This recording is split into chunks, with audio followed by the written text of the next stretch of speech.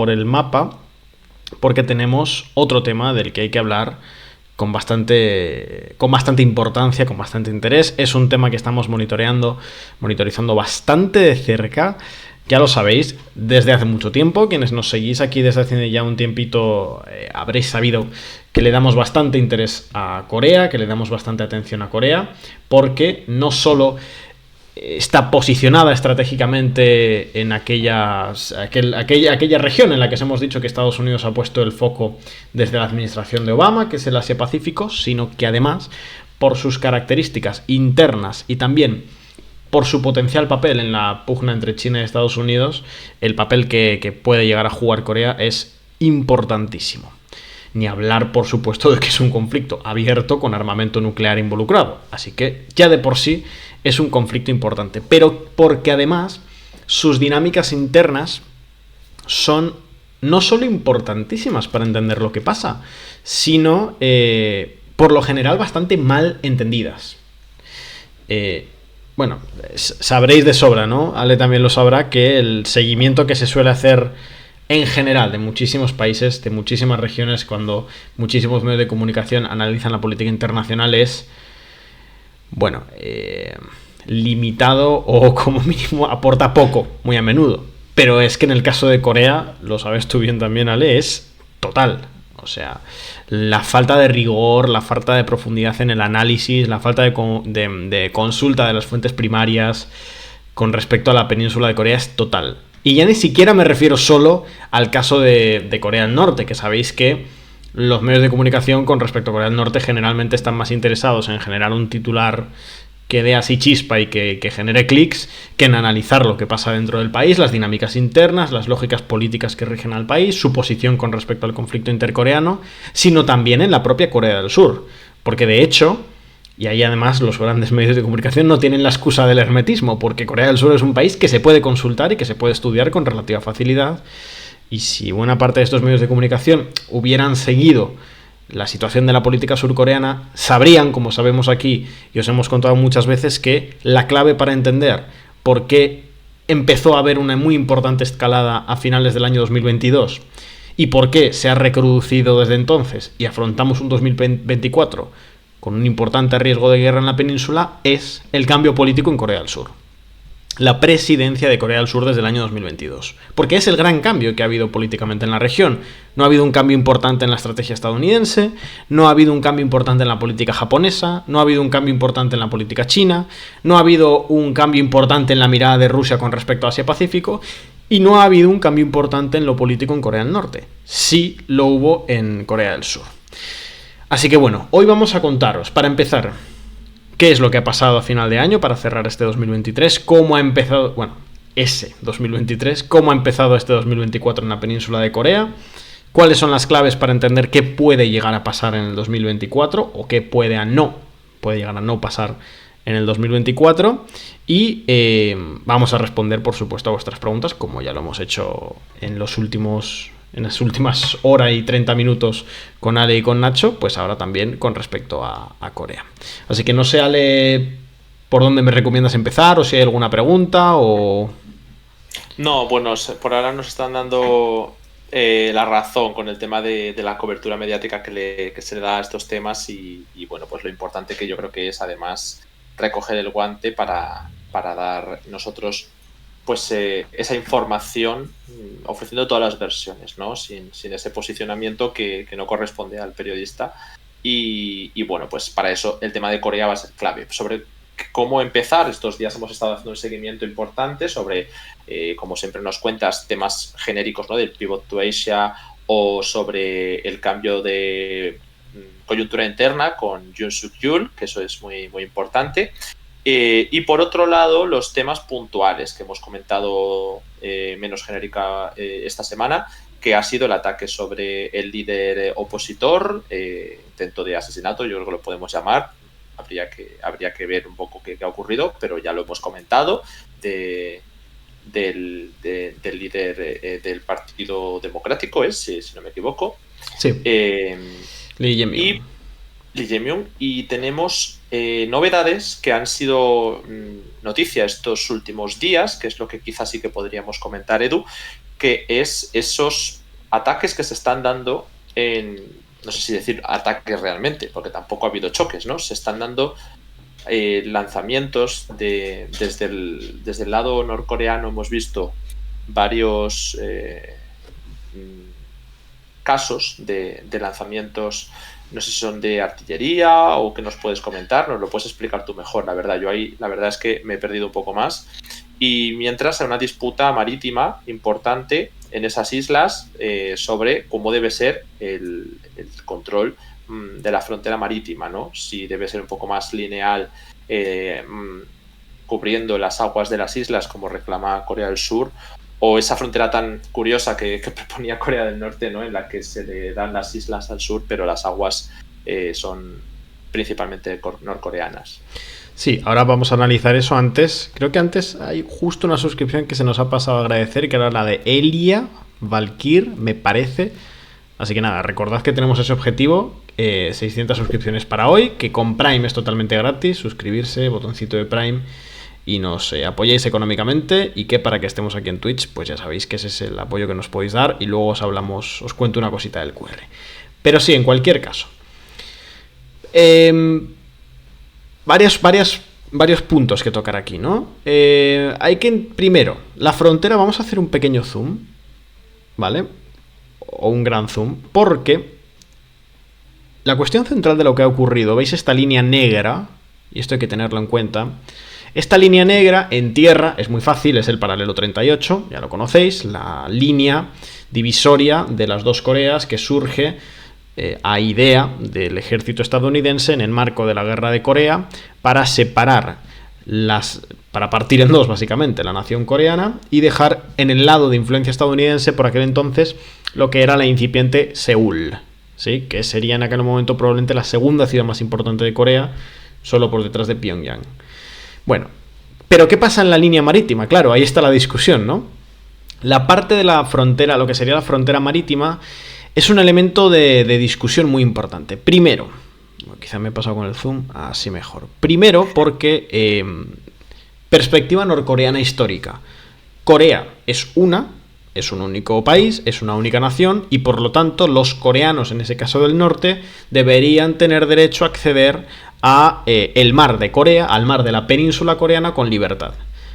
En aras, evidentemente, de reconocer el conflicto militar que hay entre las dos Coreas, Corea del Sur plantea que no, que hay que mantener una frontera que no solo sea con las islas, sino que además, pues lógicamente incorpore también la parte marítima para separar las islas. Y en ese sentido, fijaos esta isla porque es importantísima para lo que ha pasado, absolutamente crucial.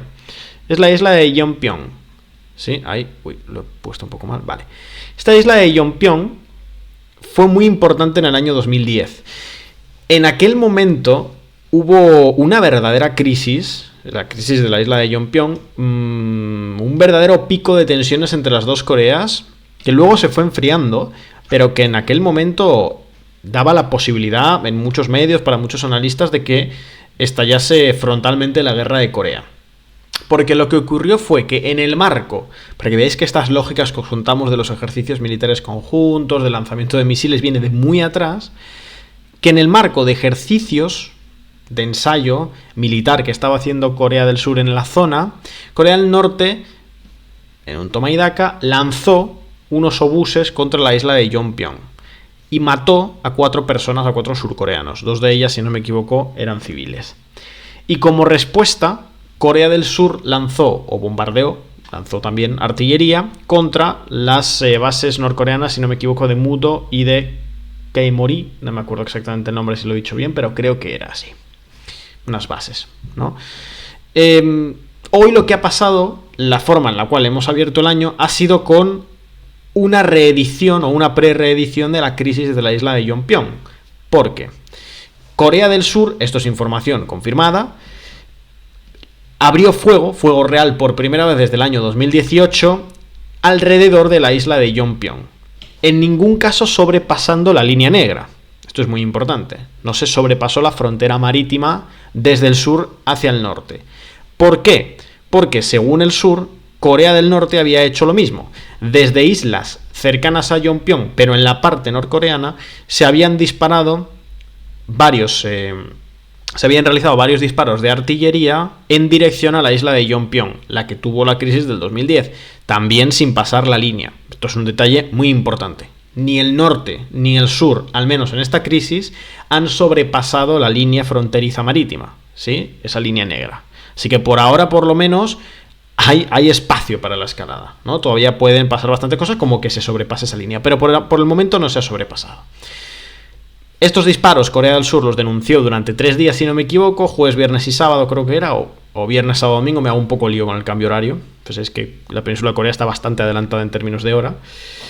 Pero en cualquier caso, Corea del Sur respondió diplomáticamente diciendo que en realidad no había habido tales disparos, sino que lo que había ocurrido habían sido simulacros de bombardeos, es decir, una especie de explosiones controladas para generar la idea de que había habido lanzamientos o disparos de artillería hacia la isla de Yonpyong para comprobar la eficacia de los detectores de misiles o de los detectores de munición balística, de obuses, de Corea del Sur.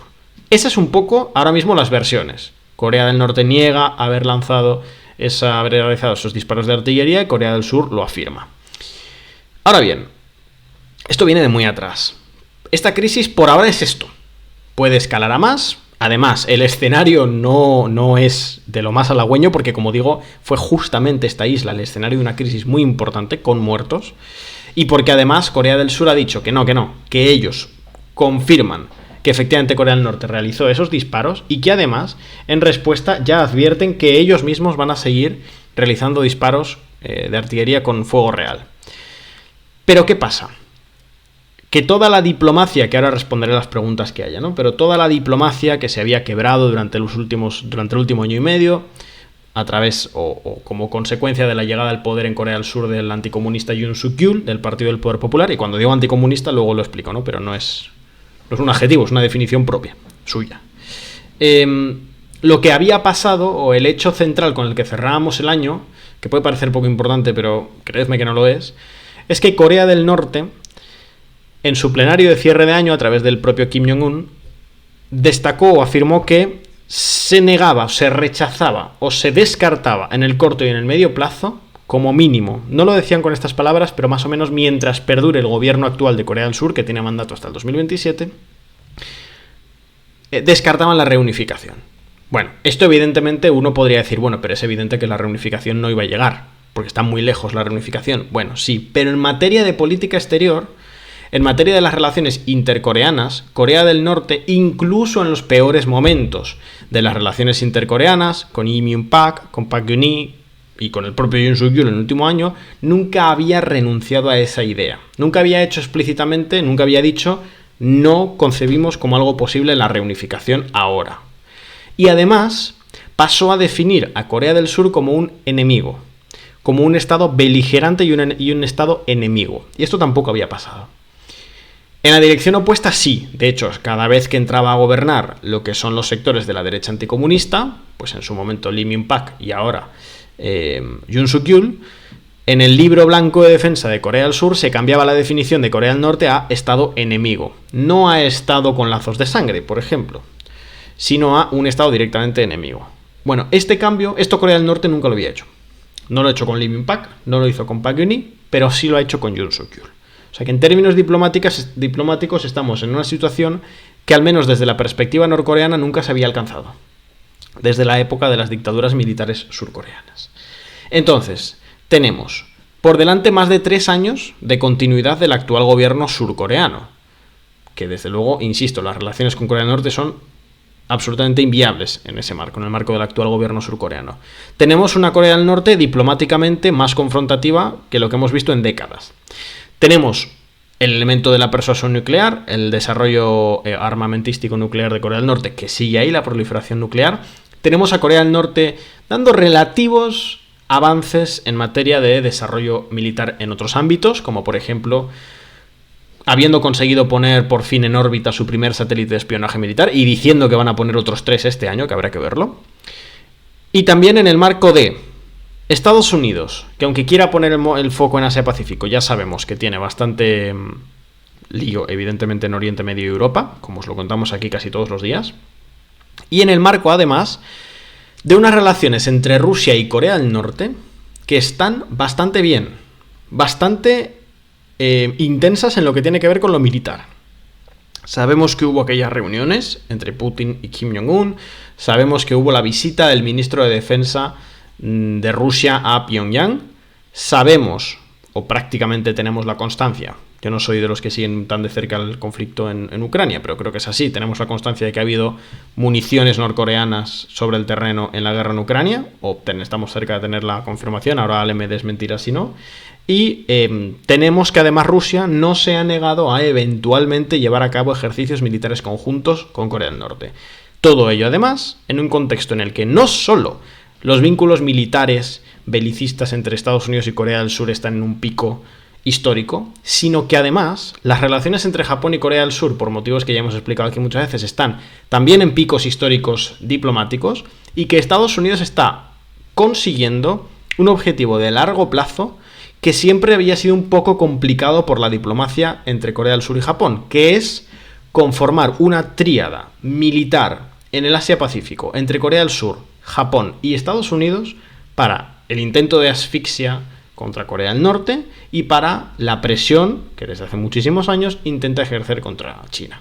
Ese es el marco general, esa es la forma en la que hemos empezado el 2024 y bueno, no sé si hay alguna pregunta porque hay bastantes cositas que tocar en este tema, ¿eh? Bueno, lo que tenemos son un par de suscripciones para empezar, que hay que dar las gracias a Luferse y a Dimas, que nos han dejado 2 nuevas suscripciones con Prime y que nos acercan ahí a 18 del objetivo que vamos empujando durante el día de hoy. Como decimos, hoy doble directo, el doble de temas y de duración, así también por los días que no hemos podido estar y por el apoyo que nos dais constantemente, que hay que agradecer. Luego, bueno, pues como siempre, pues tenéis el QR donde podéis profundizar un poquito más en ese apoyo si queréis, porque también recibís muchas más cosas. Como decimos, aprovechar ese último descuento de las Navidades, que lo hemos alargado unos días. Y por otro lado, bueno, pues aunque sí que hay preguntas, sí que hay alguna... Bueno, veo que tenemos otra sub de ahora mismo, de Araneluna, gracias también por una suscripción ya de 3 meses, muchísimas gracias. Los que preguntáis por otros temas, sí, ya hemos hablado de Etiopía, pero en general ahora el tema, y es ese último bloque, va a ser de Corea.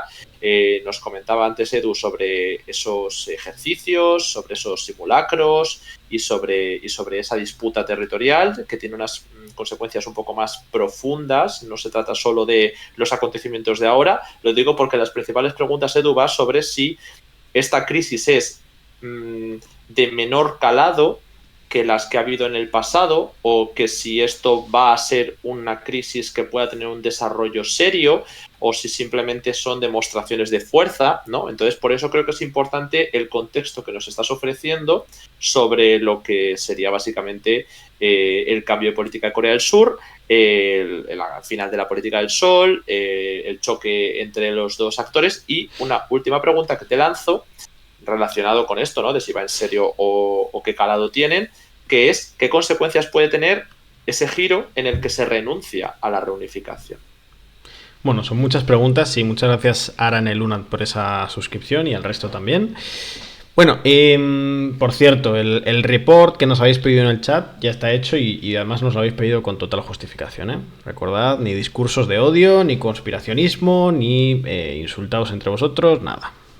Eso es veto automático. Bueno, con respecto al grado de esta crisis, en términos totales, es decir, en términos de la crisis militar entre las Coreas, hoy no es la peor crisis que ha habido, ¿vale? Pero es que para entender lo que está pasando en Corea no hay que entender únicamente el apartado militar, hay que entender sobre todo el apartado político. Corea del Sur, desde las dictaduras militares de Park Chung-hee y de Chun Do-hwan, no había tenido un gobierno tan anticomunista, tan antinorcoreano y tan proestadounidense como el de hoy, como mínimo desde los años 80. Nunca lo había tenido. Yoon Suk-yeol es una figura especialmente anticomunista, tan anticomunista que era un outsider del partido que es definido a sí mismo como anticomunista, que es el Partido del Poder Popular, lo que en su día era el Partido Saenuri, que alguno os podrá sonar. Y ese gobierno debería durar hasta el año 2027. Ese gobierno, por ejemplo, designó Yoon Suk-yeol como ministro de Seguridad a una figura que quería romper los pocos acuerdos que todavía quedaban encima de la mesa heredados del gobierno de Moon Jae-in, con motivo o con el objetivo de esos acuerdos de impedir escaladas militares en la propia frontera física, terrenal de Corea. Bueno, eso está roto ya. Eso se ha rechazado. La lógica discursiva, la lógica política de estos sectores, a diferencia del sector de lo que serían los socioliberales en Corea del Sur, es que no hay absolutamente nada que hacer, que negociar, que charlar, ni que nada con Corea del Norte. Que Corea del Norte es básica y eminentemente un hecho maldito de la historia de Corea, que el Partido del Trabajo y el marxismo coreano es un hecho maldito de la historia de Corea, que la familia Kim, que el gobierno Juche y que la economía norcoreana son básicamente elementos a, y esto es un verbo que utilizan ellos, erradicar de la península de Corea. Esa retórica históricamente no había sido puesta en práctica por Corea del Norte. Corea del Norte, históricamente, lo que había planteado era: Corea del Sur es una colonia, es un territorio dominado y controlado militar y políticamente por Estados Unidos, y los surcoreanos son víctimas de la injerencia imperialista de Estados Unidos. Esta es la línea histórica de Corea del Norte. Negándole, además con bastante fuerza, autonomía estratégica a Corea del Sur. Que eso además era un poco de trampa discursiva, porque claro, si tú niegas totalmente la autonomía estratégica a Corea del Sur, no, estás justificando el no confrontar con el Estado de Corea del Sur porque ni siquiera le das un estatus legítimo. ¿Sí? Los consideras el sur ocupado de Corea.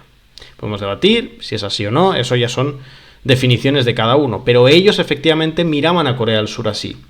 El cambio diplomático de este final de año es crucial porque Corea del Norte le atribuye agencia a Corea del Sur. Le atribuye una definición específica al margen de sus relaciones con Estados Unidos. Le define como Estado beligerante y Estado enemigo. Entonces, aunque la crisis actual en lo militar todavía no es tan grave como lo ha sido en otras ocasiones, la ausencia de elementos que posibiliten una eventual negociación en caso de conflicto, que todo eso se está rompiendo. La ausencia de elementos disuasorios, de elementos negociaciones, de espacios de comunicación entre las dos Coreas. La beligerancia de Corea del Norte contra Estados Unidos, la beligerancia de Estados Unidos contra Corea del Norte, la entrada de Japón en la ecuación. E insisto, esta idea, que además es la que ha puesto encima de la mesa Corea del Norte, hay que decirlo, de la unificación por absorción, que es básicamente, en el año 2000, las dos Coreas firman un acuerdo por el cual renuncian ambas a la reunificación por absorción. Es decir, las dos renuncian, se comprometen a que no habrá una reunificación en la que una Corea se coma a la otra. ¿Sí? Es decir, que al norte no se le puede imponer el régimen liberal de partidos capitalista y que al sur no se le puede imponer el sistema juche socialista del norte. Eso lo aceptan las dos partes en el año 2000. El gobierno de Kim Jong-il en el norte y el gobierno de Kim Dae-jung en el sur. Hoy eso está roto. Primero lo rompió Corea del Sur al plantear implícitamente que la única reunificación posible era la invasión del norte y la eliminación del sistema juche. Y el norte, aunque no ha renunciado a la reunificación por la federativa que se llama, y no ha planteado invadir el sur para reunificar por absorción, lo que sí ha dicho es: no hay negociación posible con el sur porque su gobierno es un gobierno que quiere la reunificación a través de la absorción. Y esa ruptura, el negar la posibilidad de negociar, el romper todas las cadenas de comunicación entre las Coreas, el terminar con todos aquellos elementos que en el eventual caso de una escalada bélica pudieran contener un poco las tensiones en la frontera, nos ponen en una situación en la que, con esto cierro la idea porque me parece que es lo más importante. Lo que ocurrió en el año 2010, un bombardeo sobre la isla de Yeonpyeong que dejó 4 muertos, ese conflicto, esa crisis, se fue enfriando con el paso de las semanas. Hoy la situación no es la misma. Hoy la situación en lo político y en lo diplomático es mucho peor. A tal punto que una crisis de la misma magnitud que la de aquel momento hoy podría suponer con más facilidad una escalada bélica en condiciones. Porque los canales de comunicación y de contención que existían en 2010 no existen hoy.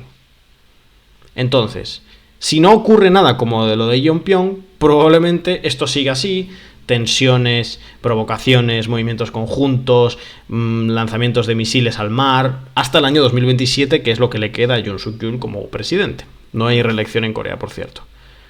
Pero si llegase a haber una crisis equivalente a algunas de las que ha habido en el pasado, las posibilidades de que esa crisis simplemente se enfríen con el tiempo sin escalar algo más son mucho menores. Esa es la clave de la situación hoy en Corea, en la península de Corea.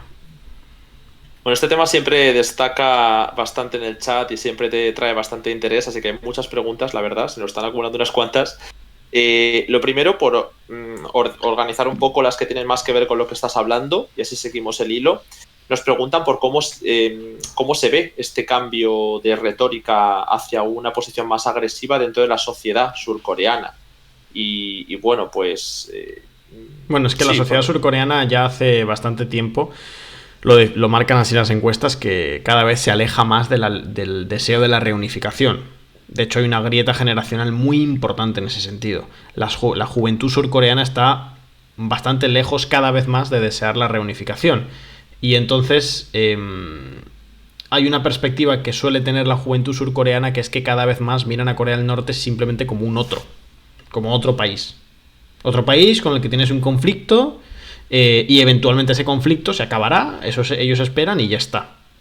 Entonces, el cambio de posición con respecto a la reunificación en la juventud surcoreana tampoco tiene un impacto muy importante, porque ellos mismos ya están alejados del deseo de la reunificación en muchos casos. Y que supongo que es así como un outsider ha conseguido transformar varios partidos liberales y conservadores en un partido fervientemente contrario a la política del Sol, mucho más que Park Geun-hye, por ejemplo, sí. ¿No? Yo entiendo que ahí es donde entra el factor del relevo generacional y que cambia el statu quo de identidad, como puede pasar en Taiwán, por ejemplo, ¿no? Y en otros territorios donde la juventud pues lleva otra línea muy distinta. O sea que ellos realmente están propiciando ese cambio de retórica, si no me equivoco.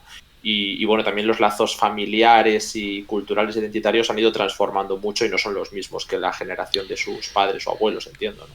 Claro, porque había todavía en los años 90, en el año 2000, pues podría haber una persona que tuviera 70 años, que todavía pues tienes en muchos casos plena conciencia, plena movilidad, y que su hermano, sus primos, sus tíos estaban en Corea del Norte. Ahora ya, la gente que conoció Corea del Norte, es decir, la gente que hoy está viva y llegó a ser no norcoreana porque no existía en la división, pero bueno, que llegó a vivir en la parte norte o a tener contactos con la parte norte de la península, ya es prácticamente inexistente. Claro. Bueno, pues aquí llegan muchas preguntas, voy a intentar juntar las que pueda. Por ejemplo, por un lado el papel de China y el papel de Japón. Bueno, el papel de China y el de Japón son bastante distintos. Y contrario a lo que suele plantearse, porque como he dicho al principio del bloque, la verdad que el seguimiento sobre el conflicto de Corea en muchísimos medios de comunicación en Occidente suele ser muy precario. Está mucho más involucrado en el conflicto Japón que China. China, de hecho, tiene un posicionamiento en el conflicto que intenta siempre ser de lo más intermedio. Es decir, el Partido Comunista de China tiene un cierto vínculo ideológico y de amistad de partidos con el Partido del Trabajo de Corea. Entre los dos estados existe una relación no tan estrecha, la verdad. De hecho, para que nos hagamos una idea, Corea del Sur o China es el principal socio comercial de Corea del Sur, por ejemplo. China ha apoyado muchas veces sanciones contra Corea del Norte en la ONU y además, cuando ocurren escaladas, la posición de China no suele ser pro Corea del Norte, sino pro distensión, ¿sí? Manteniendo una posición intermedia en la que pide a las partes, a unos que dejen de lanzar misiles y a los otros que dejen de hacer movimientos militares conjuntos.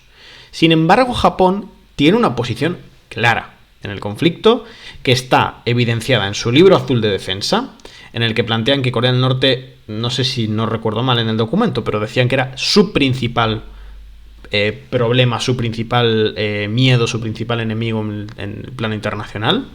está firmemente adherido con el esquema de poder internacional colectivo que lidera Estados Unidos y que tienen Japón y Corea del Sur a sus grandes bastiones en esa región. En los últimos tiempos, desde que llegó Yoon Suk-yeol al poder, ha mejorado enormemente sus posiciones con Corea del Sur justamente porque comparten el conflicto con Corea del Norte y además está favoreciendo la configuración de esa tríada que hemos comentado entre Estados Unidos, Japón y Corea del Sur. Así que, contrario de lo que se suele pensar, China tiene un papel menor en el conflicto. En un eventual caso de una guerra, por supuesto, China podría jugar un papel crucial, pero a día de hoy tiene un papel relativamente alejado en el conflicto y Japón todo lo contrario. Tiene un papel de un involucramiento casi pleno. O sea, está solo por debajo de la propia Corea del Norte, Estados Unidos y Corea del Sur. Diría yo que es el cuarto actor más involucrado en el conflicto, claramente. Bueno, aquí es un momento para, de nuevo, dar las gracias a las nuevas subs, porque tenemos una de Argabi que se ha suscrito con Prime, ya de 8 meses, y por otro lado de Roedor TV que se ha suscrito en el nivel 1 por 4 meses. Así que, pues nada, gracias a estas dos suscripciones estamos ahora mismo ya, si no me equivoco, a 17 de ese objetivo, así que un pasito más hacia allá. Nada, como sabéis, pues me podéis dejar preguntas aquí en el chat. Que por cierto, hay unas cuantas y en lo que van llegando las próximas subs para cortarte otra vez. Bueno, si quieren profundizar un poco en el peso de China en la economía de Corea del Sur, pero ya si quieres luego ir hacia temas más de actualidad y militares, pues preguntan por si de verdad puede elevarse tanto el tono como para que Corea del Sur lleve a cabo acciones que tensen más la situación a nivel militar, ¿no? Y bueno, luego es que en ese sentido hay un error de concepto en la pregunta. Es que Corea del Norte ya está llevando a cabo movimientos militares que tensan la situación. De hecho, por lo general, los movimientos de Corea del Norte, los lanzamientos de misiles suelen ser reactivos. Y esto no es una opinión, esto es una cuestión cronológica. ¿Sí? Por lo general, lo hemos explicado muchas veces, la dinámica es la siguiente. Estados Unidos y Corea del Sur, y a veces Japón, realizan ejercicios militares conjuntos en la frontera con Corea del Norte, ejercicios de ataque o ejercicios de defensa. Corea del Norte reacciona diplomáticamente y en algunos casos lanzando misiles hacia el mar, generalmente el Mar del Este, aunque esta última crisis ha sido en el Mar del Oeste. Corea del Sur y Estados Unidos reaccionan diplomáticamente condenando los lanzamientos de misiles, y entonces Corea del Norte reacciona condenando los ejercicios militares conjuntos. Suele ser ese el orden, ¿sí? Entonces, esa dinámica y esas presiones ejercidas por Corea del Sur militarmente contra Corea del Norte y ya ocurren conjuntamente con Estados Unidos. No sé si quieres comentar algo sobre lo de China en el peso de la economía. Pues no tengo mucho dato en profundidad, o sea, simplemente que es el principal socio comercial de Corea del Sur. Entiendo que vinculada al sector tecnológico, pero más allá de eso no tengo mucha información. Uh-huh. Vale, también con respecto al tema de si se pueden agravar tanto las tensiones, ya que estamos hablando de eso, de si hay un riesgo de guerra, de que si ya sabemos, lo hemos explicado muchas veces, ¿no? Ejercicios de un bando, lanzamientos de misiles y pruebas de misiles del otro bando, ahora se están dando estos simulacros frente al tema de las islas, ¿no? El hecho de que Corea del Sur, en algún caso, durante el tema de la política del sol, pues hemos visto que se ha mostrado dispuesta a la diplomacia y a tratar de equilibrar su relación con Estados Unidos con el hecho de una distensión efectiva con Corea del Norte, y a día de hoy no. A día de hoy lo que ocurre es que Corea del Norte responde y Corea del Sur, su respuesta es incrementar esa presencia estadounidense, esos ejercicios o esa tensión en sitios fronterizos, ¿no? Entonces la escalada está garantizada durante este periodo presidencial. La cuestión que nos plantean entonces es si eso puede llegar a derivar en algún choque armado, y por otro lado si Corea del Sur tiene presencia de armas nucleares en su territorio. Bueno, Corea del Sur está bajo el paraguas nuclear estadounidense. Corea del Sur no posee armas nucleares propias, ¿sí? De hecho, estuvo ese debate hace no mucho tiempo, el año pasado, en Corea del Sur. Finalmente se saldó con Estados Unidos impidiendo digamos, presionando para que Corea del Sur no desarrollase su propio armamento nuclear para mantenerse dentro del paraguas nuclear estadounidense. Y con respecto a la otra cuestión, bueno, pues es que esa es la clave. Si llegase a haber algún tipo, el que sea, de enfrentamiento directo entre Estados Unidos y Corea del Sur contra Corea del Norte en territorio norcoreano, o sea, bueno, o en territorio surcoreano, en cualquiera de los dos, en la frontera, tanto sea la frontera terrestre, tanto sea la frontera marítima, tanto sea alguna de las islas. ¿Por qué? Lo que estaba explicando antes, ya no están los elementos o buena parte de los canales de comunicación, de los acuerdos de contención en caso de conflicto. Todo eso se está perdiendo, se está anulando por parte de Corea del Sur. Estos sí están siendo generalmente decisiones unilaterales de Corea del Sur.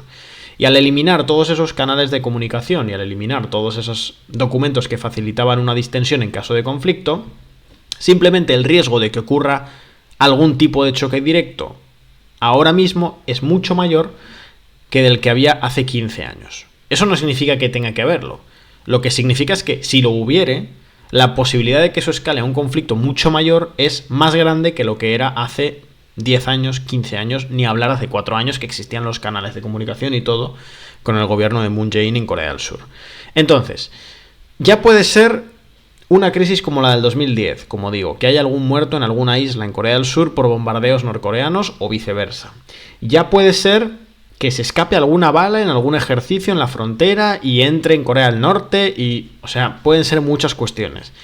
O ya puede ser, por ejemplo, alguna crisis de tipo naval.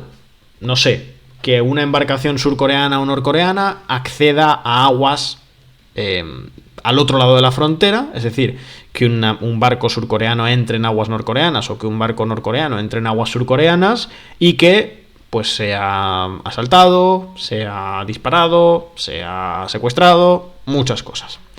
Todas esas situaciones que por ahora no se están dando, pero se podrían dar, hoy día tienen muchísimas menos canales de contención y comunicación que antes. Ahí está el riesgo verdadero. ¿Por qué? Cualquier crisis de esas características o cualquier evento de esas características podría haber pasado en 2019, por ejemplo, con el gobierno de Moon Jae-in, porque no deja de ser dos estados en guerra. Entonces podría haber sucedido. Ahora bien, si eso hubiera sucedido en 2019, había muchas más posibilidades de que se produjese algún tipo de negociación. Por cierto, bienvenidos a todos los que habéis llegado ahora en esa raid desde el canal de Pandemia, que siempre le queremos hacer una raid, pero siempre termina antes que nosotros. Es una cosa, a ver si algún día Julián ensancha un poco el directo y podemos hacerte una raid nosotros a ti, que siempre es a la inversa y nos encantaría que fuera al revés. Así que nada, bienvenidos a todos y muchísimas gracias por estar aquí con nosotros. Estamos hablando de el riesgo de guerra en el año 2024 entre las dos Coreas, el contexto político, el contexto diplomático, el contexto militar, para entender por qué ese riesgo pues, es mayor que lo que era hace 2 o 3 años. Así que bienvenidos a todos. Sí, que además ahora va a ser un poco más complicado si hacemos los directos doble de largo, ¿no? Llegar a poder hacer esa raid, pero como siempre, bienvenidos 137 personas que ya hemos estado tocando y podréis ver en diferido si queréis qué está pasando en el Cuerno de África. Hemos estado hablando y contextualizando sobre la tensión creciente entre Etiopía y Somalia, el acuerdo con Somalilandia, la guerra de Sudán, muchísimas cosas muy importantes y a las que no se le presta apenas atención normalmente y creo que vale bastante la pena echarle un vistazo. Si os interesa el tema, ahora sobre Corea del Sur, Corea del Norte, hemos estado hablando sobre esa tensión que ha crecido en la zona de la frontera, en la zona marítima, ¿no? Esa disputa y además los simulacros de Corea del Norte y la respuesta de Corea del Sur. Ahora mismo estábamos hablando, ya hemos contextualizado un poco los cambios políticos internos en Corea del Sur, como siempre intentamos dar para que se entienda de que bueno, cómo ha cambiado la situación con respecto al gobierno de Moon Jae-in, por ejemplo, y en qué consiste este gobierno de Yoon Suk-yeol. Pero estábamos ahora pendientes de contestar, Edu, no sé si habías terminado ya, con la cuestión de si puede haber una escalada armada y, por otro lado, si hay presencia de armas nucleares en la península, bueno, en este caso, en Corea del Sur. Sí, estaban las dos respondidas. Lo único importante que me estaba quedando era eso, que el riesgo de que estalle algún tipo de choque es el mismo que ha habido siempre. Lo que cambia son las consecuencias que ese choque tendría por la inexistencia de canales de comunicación y de negociación a día de hoy. Ese es un poco la que yo diría que es la clave en términos militares. No la posibilidad de que haya un choque, sino las consecuencias que tendría. Uh-huh. Bueno, sobre el tema de las armas nucleares nos han insistido porque preguntan si se trata simplemente, bueno, que no es poco, ¿no? Como presencia de armas estadounidenses en el territorio, como en el caso de lo que ocurría con Turquía. Entiendo que también es relevante de cara a lo que ya hemos comentado otras veces de la imposibilidad de desarrollar su propio programa nuclear. Claro. Esa es la cuestión. Eso es lo que ha sido en su momento, lo hemos contado aquí, ¿no? El debate en el año 2022. Debate que fue absolutamente importantísimo, que dividió incluso al partido del gobierno en Corea del Sur en cierta medida al partido del Poder Popular, y que el propio presidente Yoon Suk-yeol tuvo que enfrentar presiones muy importantes de sectores muy amplios del partido que le pedían desarrollo nuclear propio.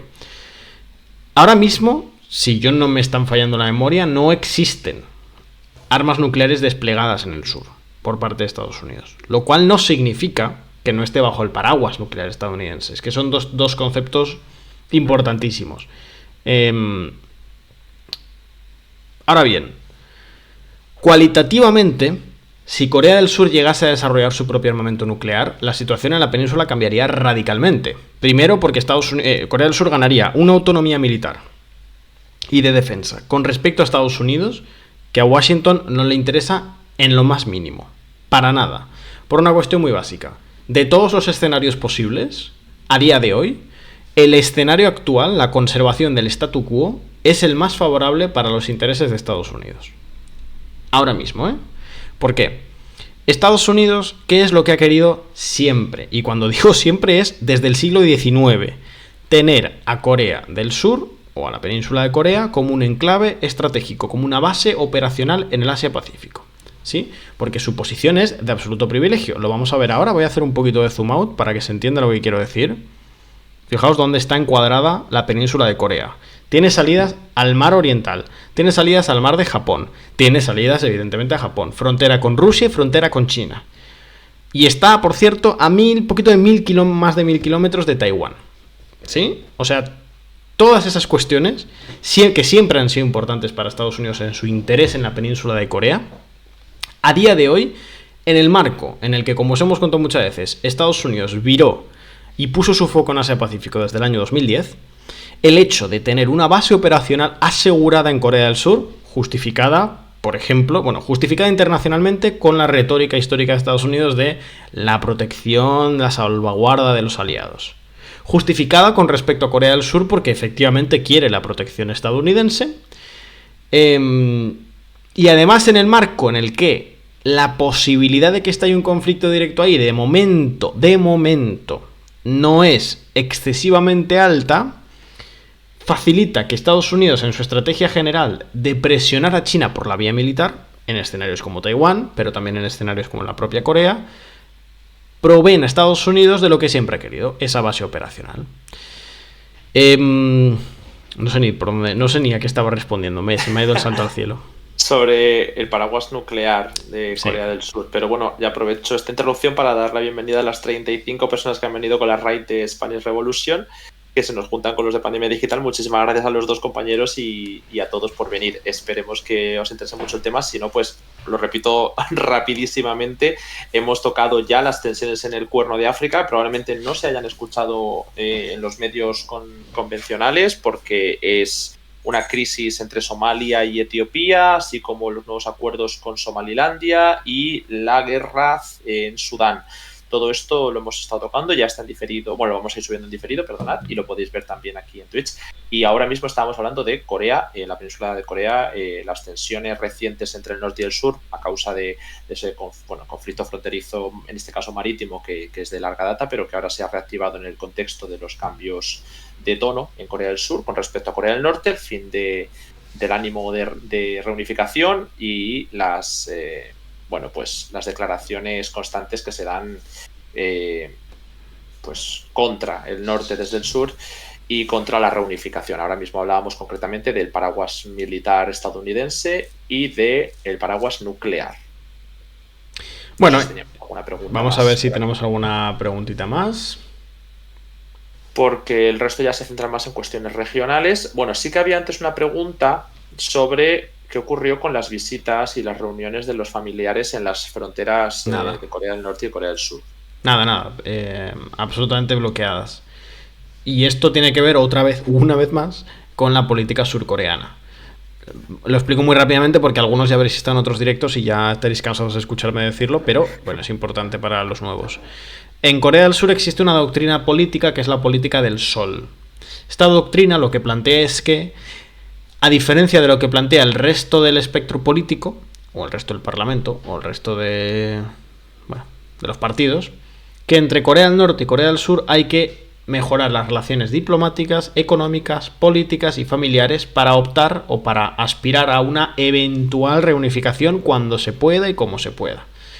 Bien, esta línea política está representada a día de hoy fundamentalmente por el Partido Democrático, lo que sería el socioliberalismo, conservador en ciertos sentidos, pero reunificacionista y pancoreano en lo que tiene que ver con las relaciones entre Corea del Norte y Corea del Sur. El otro sector mayoritario, el del actual partido de gobierno, el Partido del Poder Popular, del actual presidente Yoon Suk-yeol, es una línea antipolítica del sol. De hecho, son decididamente anticomunistas, antinorcoreanos y proestadounidenses. ¿Qué es lo que ocurre? Cuando gobierna los sectores anticomunistas, lo que tenemos es escalada, ruptura de las relaciones, destrucción de los vínculos, destrucción de los canales de comunicación y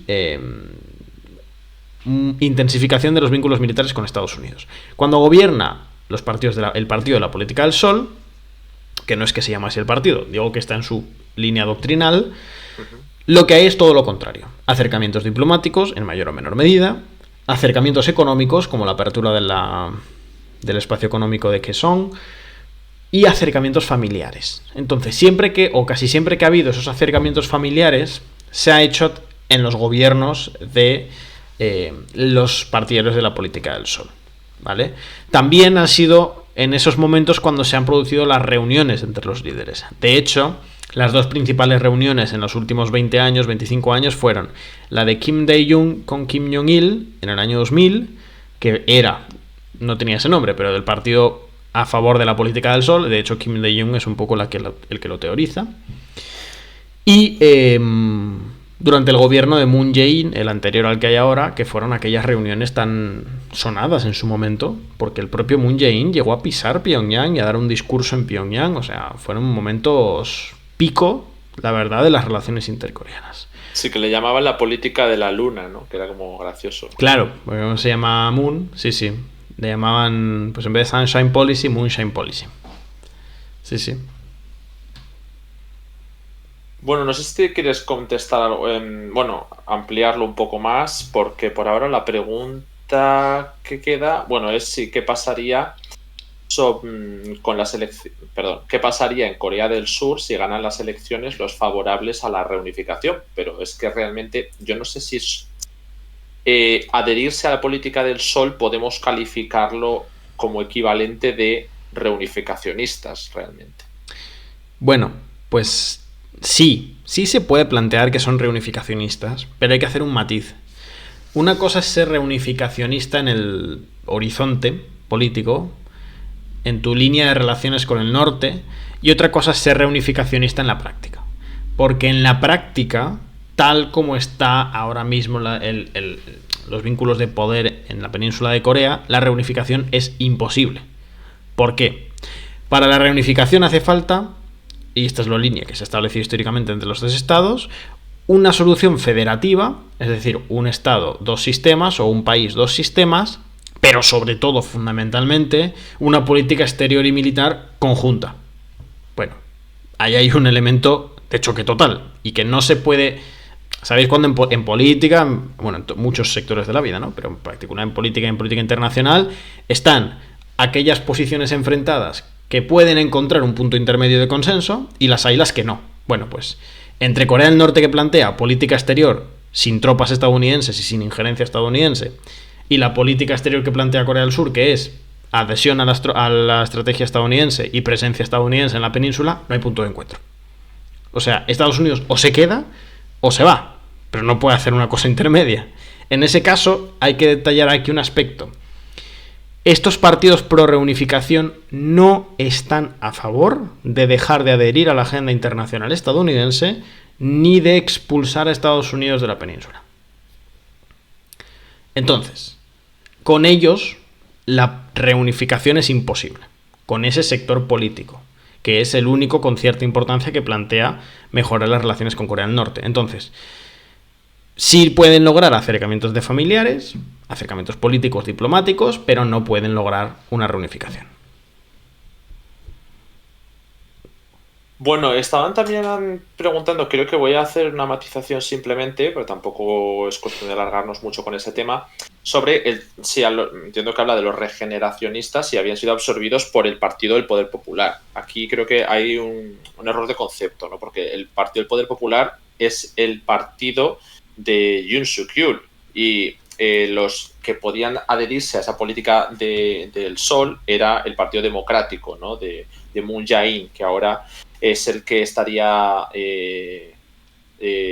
bajo el liderazgo de Lee Jae-myung, que es el líder, el socio liberal que nos ha contado Edu, que es el que había sido atacado la semana pasada. Bueno, esta primera semana de año. Entonces, el que había sido absorbido por el Partido del Poder Popular, y ahí es donde entra lo interesante de que no haya reelecciones, de que la línea de partidos no es tan estable quizá como la línea del espectro ideológico, fue el Partido de la Libertad de Corea, que es el que tradicionalmente había representado esa derecha conservadora y liberal, el Partido Liberal, que a su vez estaba formado, ¿no?, por varias alas, entre las que se encontraba el que luego sería el Partido Saenuri, que es el de Park Geun-hye, y cuando se dio el descalabro tan grande del Partido Saenuri, es el que, fusionado con otras alas del Partido Liberal y con otros partidos diferentes, dan lugar al Partido del Poder Popular. Es decir, todo lo contrario a los que están a favor de la política del Sol. Y además permitió que un outsider se aupara con el liderazgo de un partido que no pertenecía, en este caso, al ser nuevo, a las élites tradicionales y que lo radicalizará un poco más en ese sentido. Creo que esto me puedes matizar, pero creo que es así. No tengo nada que matizarte. La verdad que ha sido una explicación cronológicamente perfecta. Sí, no. Y además es... No solo es que él haya llegado a liderar el partido, es que el partido está girando hacia las posiciones que él defiende. Entonces, y además lo hemos dicho aquí, es cierto que en Corea del Sur no hay posibilidad de reelección. Pero bueno, por mucho que no pueda reelegir Yoon Suk-yeol en 2027, su partido sí puede. Pone otro candidato y no tiene más. También porque el partido es él, realmente. O sea, es que el partido es nuevo. Por mucho que sea la derecha tradicional, no está liderando el Partido de la Libertad, no estaba liderando el Saenuri, ni el Partido de la Libertad, que son como dos alas distintas. Es un partido nuevo en el cual se han aunado todos estos sectores, entonces ha podido hacer lo suyo. ¿Quién sabe si el sucesor va a pertenecer a esta nueva ala oficialista o si va a ser de las antiguas élites tradicionales? Entonces, el radicalismo puede continuar, no tiene por qué virar hacia un perfil que ya no sea outsider. Pero y aún así, o sea, el resto de sectores del partido, por lo general, si hay algo en lo que coinciden es el anticomunismo y la posición es anti-Norcorea. Entonces, eso está asegurado, es una cuestión muy enclavada, pero porque la historia política surcoreana ha sido así. La historia política surcoreana ha girado en torno a la reacción contra Corea del Norte y contra el marxismo coreano. Sí, pero él es más radical en lo económico y identitario que Park Geun-hye. Sí, totalmente. Ahí es donde voy, que esa línea más radical puede continuar con la sucesión, ya que el partido al final, ahora los nuevos cuadros, yo no sé si hay facciones opuestas, pero él lo controla mayormente, supongo.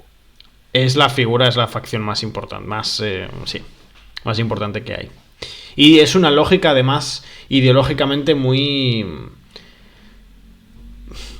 cercana a lo que, no sé si se va a entender este concepto, ¿no?, pero a lo que es el paleoconservadurismo. O sea, que es esa lógica más medianamente cristiana, del cristianismo político, conservador, cercana, por ejemplo, a los sectores más del trumpismo en el Partido Republicano en Estados Unidos, por ejemplo. Yo lo siento que siempre tiendo a comparar a los partidos políticos de Corea del Sur y Corea del Norte con los partidos estadounidenses. Perdón, a los partidos políticos de Corea del Sur con los partidos políticos de Estados Unidos, pero es que la verdad que tienen muchos puntos en común y es mucho más fácil hacerse una idea de Estados Unidos para entender después Corea del Sur. Gracias, por cierto, muchas gracias a Paper Selecta. Muchísimas gracias por esa sub. Primer mes con nosotros aquí con Prime. Nos quedan ya, hemos bajado un poquito esa meta, que la teníamos demasiado optimista. Nos quedan ya únicamente 6 suscripciones para ese objetivo, para el directo de hoy, a ver si llegamos, que ya estamos muy cerquita. Y os queremos recordar a todos que nuestro medio de análisis internacional es totalmente independiente. Es totalmente independiente en lo económico. Y al ser totalmente independiente en lo económico, podemos ser también independientes en cómo contamos las cosas y en qué cosas os contamos, y en qué fuentes os traemos y todo. Y que si queréis sostener no solo al proyecto en sí de Descifrando la Guerra, sino a la propia independencia del proyecto, lo podéis hacer aquí en el canal de Twitch, que veis ahí ese objetivo. Solo nos faltan 6 suscripciones, y si os suscribís nos hacéis un favor enorme para seguir haciendo este trabajo. Y también, sobre todo, aquí...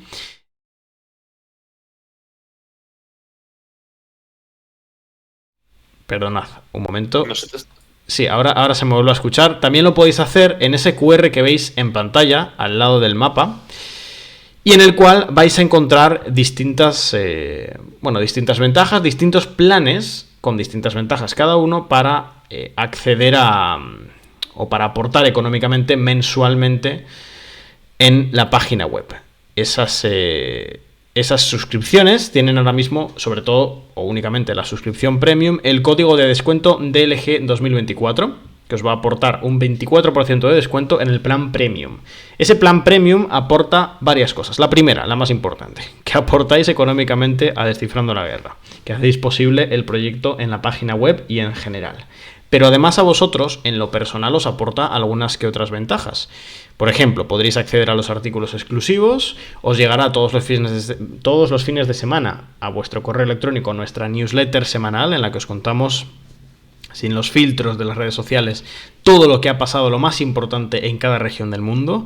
Y además podréis acceder a los distintos seminarios que hacemos cada tantos meses, tanto a los que ya hemos hecho, que los podréis ver en diferido, como a los que haremos muy pronto. En enero, por cierto, tenemos ese seminario sobre el Sahel impartido por nuestra compañera Andrea Chamorro. Así que con ese código de descuento DLG 2024, 24% de descuento en ese plan premium de nuestra página web. Y si no, pues aquí directamente en Twitch, también es muy fácil. En Twitch simplemente recordad una cosa: las suscripciones con Prime son gratuitas. Con Prime nos referimos a Amazon Prime. Si estás suscrito a Amazon Prime, si todos los meses pagas tu suscripción a esa plataforma, bueno, pues que sepas que tienes derecho, por si no lo sabías, a darle a cualquier canal de Twitch una suscripción totalmente gratuita. O sea, no te cuesta nada, porque está incluida en tu suscripción a Amazon Prime. Aunque sea gratuita, a nosotros económicamente nos sirve, nos ayuda. La encontrarás si le das a suscribirse. Ahí verás una pestañita que dice Prime. Clicas, vinculas tu cuenta de Amazon Prime con la de Twitch y no tiene más misterio. Lo único, te lo digo por si te has suscrito hace semanas o hace unos meses, si te suscribes a través de Amazon Prime, la renovación es manual, no es automática. Es decir, cada mes tienes que volver a otorgarnos esa suscripción, así que comprueba si sigues suscrito, porque igual la has perdido y es simplemente volver a vincularla. Bueno, no sé si tenemos más preguntas, ¿Ale? Pues aquí hablan, bueno, están más debatiendo entre ellos, pero sí que sanamente, ¿no? Me imagino. Sí, por ahora no hay nada que banear. Sobre el tema de la reunificación, que es un tema que recurrentemente pues mueve bastante en el chat y que siempre es interesante para ellos. Entonces, estaban hablando sobre lo que hay es un armisticio y que, por lo tanto, de qué manera Estados Unidos podría o no podría permitir una reunificación en el caso de que se llegara a algún tipo de acuerdo. Estados Unidos solo consentiría una reunificación, que es la de el control total de la península de Corea por parte de Corea del Sur. Es la única reunificación que que Estados Unidos aceptaría. Para llegar a esa... Legalmente pueden limitar si Corea del Sur, no sé, un Lee Jae-myung, por ejemplo, llegar a un acuerdo de confederación o de federación con los puntos de los años 2000, que son los que habías explicado antes, ¿no? Que no chocarán con los elementos clave de ninguno de los dos lados, ¿podría impedir ese acuerdo si no le es favorable? Bueno, es que ese acuerdo necesitaría sí o sí incorporar la salida de Estados Unidos de la península. Sí o sí. Entonces, Claro, ahí dicen, bueno, pero si las dos Coreas deciden expulsar a Estados Unidos de la península, ¿qué puede decir Estados Unidos? Bueno, yo creo que ahí cualquiera que nos haya seguido diariamente sabrá que en Irak todos los actores políticos habidos y por haber piden la salida de Estados Unidos de manera contundente y consensuada, claro, incluso aunque se odien entre sí, y ahí siguen los Estados Unidos, al menos 2 o 3, ya 4 años después de las primeras solicitudes consensuadas. No creo que haya mucho más que añadir. Bueno, pues lo que podría hacer evidentemente es, para empezar, que esto lo comentamos muchas veces. En el acuerdo entre Estados Unidos y Corea del Sur está firmado que en caso de un conflicto armado en el que esté involucrado Corea del Sur, las tropas surcoreanas quedan bajo mando de los generales estadounidenses. Primer dato. Después, Corea del Sur no tiene armamento nuclear. Corea del Sur, ok, su principal socio comercial es China, pero Estados Unidos, si no me equivoco, es el segundo. La vinculación política en organismos internacionales de Corea del Sur con Estados Unidos está a la altura de la que tiene Israel, para que nos hagamos una idea. O sea, Corea del Sur vota con Estados Unidos en aquellas votaciones en las que casi solo vota Estados Unidos en contra de algo o a favor de algo. Bueno, pues suele ser Estados Unidos, Israel y muy a menudo Corea del Sur, para que nos entendamos. Entonces, a ver, para que se llegase a dar esa reunificación, Corea del Sur tendría que aceptar expulsar a las tropas estadounidenses en la península. Tiene que haber cambios políticos muy importantes en Corea del Sur, y además Estados Unidos pues no lo permitiría. Claro, legalmente no puede no permitirlo, pero no importa eso.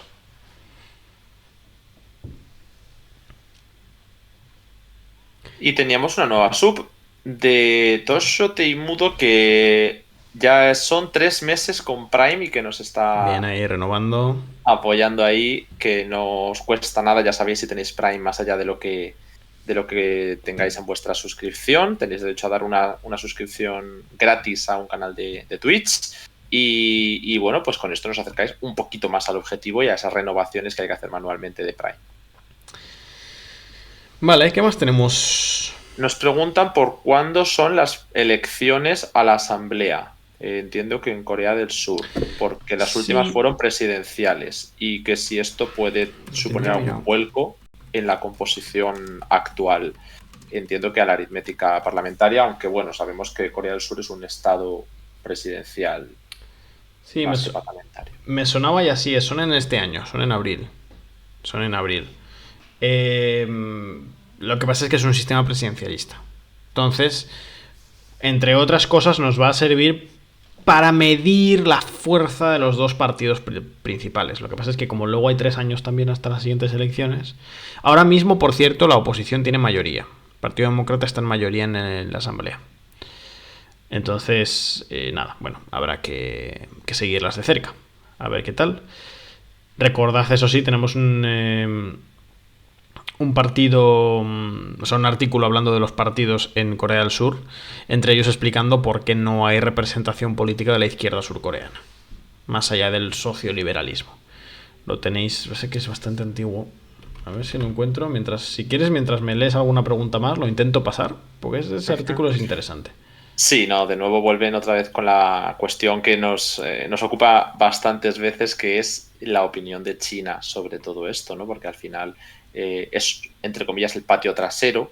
Y yo aquí puedo señalar que quizá la excusa razonable de que hay un conflicto enorme entre Corea del Sur y Corea del Norte, y que por lo tanto Estados Unidos tiene que, como tiene ese derecho, ¿no?, defender a Corea del Sur con ese paraguas nuclear, militar y de todo tipo, que cada vez se estrecha más a nivel político y que cada vez controla más incluso aspectos clave de la geopolítica regional por su relación con Japón, etcétera. Claro, con esa excusa a China le preocupa y le puede preocupar sustancialmente los despliegues de armas y el cada vez más duro nivel de presencia armada o de presencia más bien de armamento y de misiles que pueda llegar a contemplarse algún día en Corea del Sur y en Japón, porque todo esto se utiliza mucho, como digo, la excusa de Corea del Norte, pero permite seguir dando pasos a Estados Unidos hacia una política de contención a China, que es de nuevo lo mismo que estamos viendo por toda Asia-Pacífico. Claro, aquí es lo que hemos explicado antes. China tiene un papel muchísimo, de verdad, muchísimo menos importante del que se cree en el conflicto. Y un nivel de involucramiento muchísimo menor. Ya lo hemos dicho antes. Japón, sin ir más lejos, está muchísimo más involucrado en el conflicto que China. Muchísimo. Corea del Sur es discutible cuál es su nivel de autonomía militar y estratégica con respecto a Estados Unidos. Yo creo que autonomía estratégica relativa, autonomía militar bastante moderada, pero que Corea del Norte tiene autonomía estratégica con respecto a China es absolutamente evidente, porque no le hace caso en lo que le pide, porque China vota a favor de muchísimas sanciones contra Corea del Norte y por muchos otros motivos. Pero sí, por lo general, evidentemente a China no le interesa que Estados Unidos tenga bases en el Asia-Pacífico, por supuesto, porque en la estrategia de presión contra China, cuanto hemos visto en los famosos mapas, ¿no?, de todas las bases militares estadounidenses rodeando a China, bueno, pues Corea es una de las más importantes. No solo porque es una base militar, sino por las implicaciones políticas y económicas que tiene en la región, y porque, insisto en ello, está más o menos Corea del Sur a la misma distancia de Taiwán que Barcelona de Huelva, o que Girona de Huelva, para que nos hagamos una idea. O sea, está muy cerca y es una base operacional muy importante, más de 30.000 soldados estadounidenses.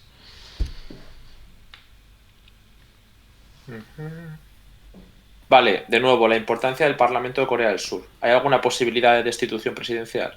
¿Moción de censura o algo? A verla la hay. De hecho, fue la forma en la cual terminó la presidencia de Park Geun-hye. Efectivamente. No sé exactamente cuál es el procedimiento. La verdad que sería muy interesante mirarlo, sobre todo en relación a las elecciones legislativas.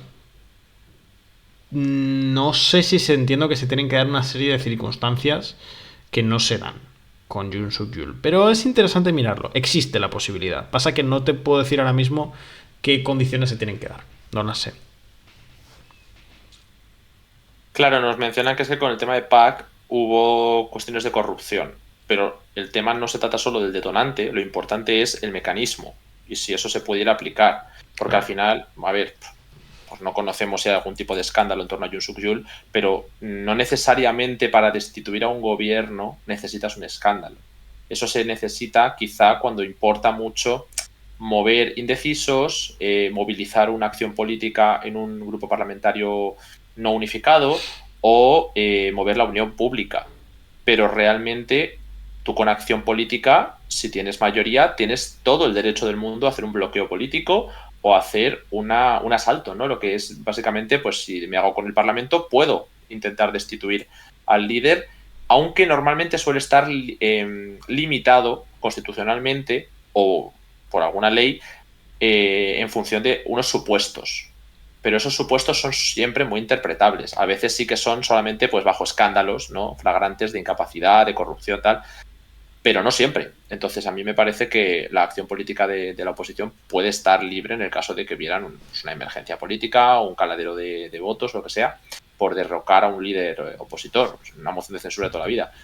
Pero de nuevo, no conozco si en el ordenamiento coreano, surcoreano, existe una limitación muy dura y poco interpretable. Vale, ¿qué más tenemos? Vale, bueno, pues preguntan también por Rusia, aunque tiene otras prioridades que tiene que decir en este conflicto. Y de nuevo, si la mayor implicación de Japón se debe más a intereses propios o al nexo colonial e histórico con Corea. Yo creo que hay ahí un poco un batiburrillo de cosas que se pueden matizar. Sí. Bueno, de hecho es muy compleja la relación de Japón con la península de Corea. A ver, Japón, lo sabemos bien, no tiene, ha tenido históricamente muchísimos problemas de negacionismo y de revisionismo histórico en sus élites de gobierno, de sectores que planteaban que los crímenes que cometió el imperio japonés en la península de Corea o bien no existieron o bien no fueron para tanto, digamos así, que no tenían que reparar. Entonces, si bien Japón no tiene ya una mirada imperialista contra Corea del Sur, es decir, no pretende ocupar la península de Corea, sí tiene una mirada de nacionalismo incluso étnico, en algunos casos, con respecto a la península de Corea. Y sobre todo, tiene un conflicto con Corea del Norte porque también ha tenido históricamente gobiernos anticomunistas y porque adhiere a la estrategia general estadounidense en Asia-Pacífico. Entonces, esos dos elementos combinados hacen que Japón tenga un involucramiento muy importante en la península para confrontando con Corea del Norte y aliándose, sobre todo con Estados Unidos y durante el gobierno de Yoon Suk-yeol también con Corea del Sur, a pesar de los históricos problemas que ha tenido por las cuestiones de la memoria, el reconocimiento.